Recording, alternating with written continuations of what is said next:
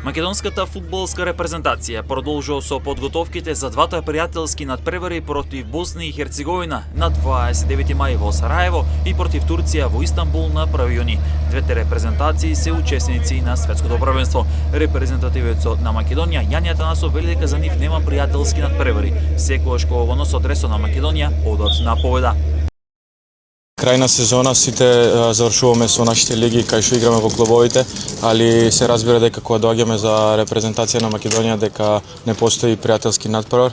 Тука сме да го дадеме максималот и да покажеме дека заслужено го носиме македонскиот дрес.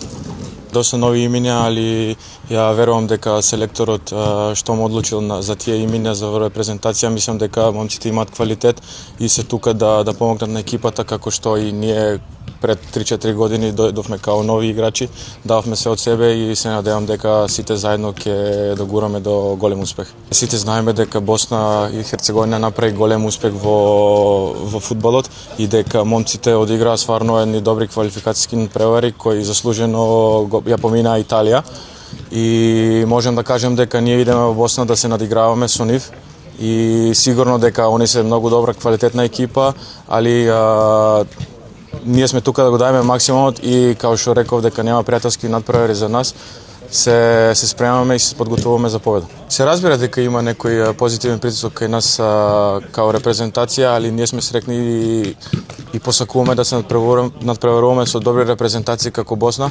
Они го докажаа тоа во квалификациите кај што ја помина една голема Италија и изборија пласман на светско првенство. Селекторот Гоце Седловски претходно го објави списокот со повикани фудбалери, а на истиот има 5 дебитанти: Дина Ломеровиќ, Георгије Јанкулов, Дарко Додев, Дарко Ангелески, најдобриот стрелец на Вардар, Азар Омерајич.